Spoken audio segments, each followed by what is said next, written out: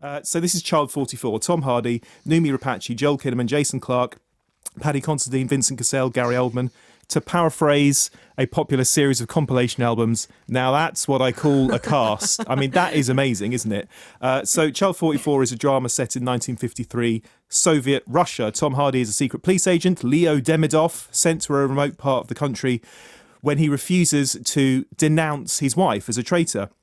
And when he's out there, he starts to investigate a killer, serial killer, who's preying on young boys. But he has to do it secretly because in Stalinist Russia, basically they refused to admit that there was any crime going on. They wanted it to be seen as this perfect country, even if there's lots of evidence to the contrary. Russia's just banned the film as well. It has, yeah. No, I saw that in the news. This is based on a novel by Tom Rob Smith, directed by Daniel Espinosa. He made Safe House and Easy Money.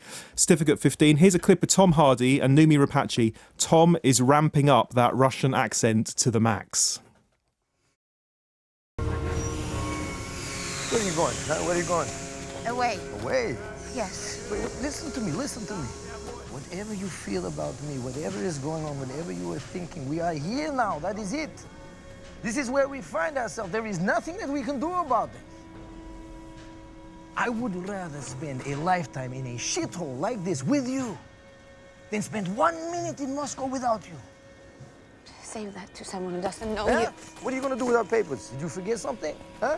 Yes, you forget this? Give me my papers. You know what happens to a woman like you without papers? Huh? She gets stopped, she gets arrested, she gets questioned, then guess what happens? Ah. Give me my papers.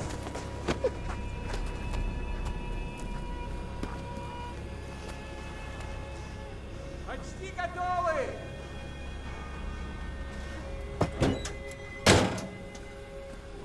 Готовы! That's a great pairing on screen, Noomi and Tom Hardy. A very good cast. I was surprised by how there could be a film with such a good cast that I found as boring as this. Ooh. And I think that there are several reasons. I think, and this is almost going back to what we said about Woman in Gold an hour or so ago, that style-wise, it's very anonymous. It doesn't really have any panache to it.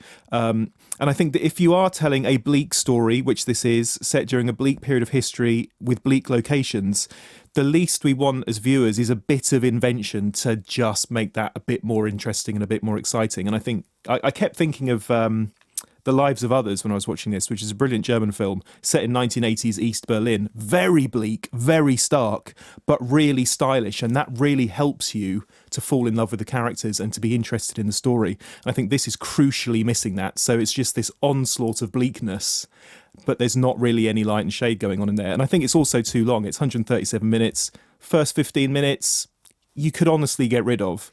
There's quite a lot of stories going on as well. Yeah, that's There's definitely another problem. There's the love thing between him and his wife. There's Yeah.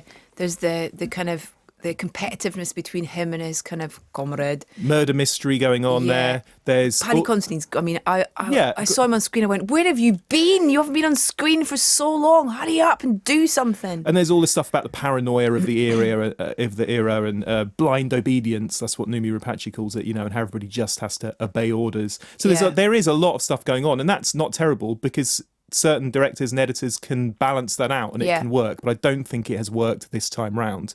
It does feel like an onslaught of too much. And I think even when you've got the best actors in the world, and arguably you have got some of the best actors in the world in Yeah. this, they can't make that amazing because they just don't have the raw materials to do it. So they're great. I mean, Tom Hardy is brilliantly brutal as always. There's a scene where he eats a boiled egg. He's even brilliantly brutal eating a boiled egg. That's no easy thing. The accent is a little thick, I think. I like it.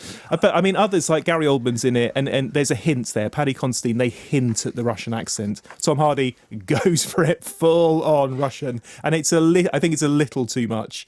But great cast, of course. Maybe tempted to go and watch it just because of the cast. I don't think the film lives up to the quality of that cast, though.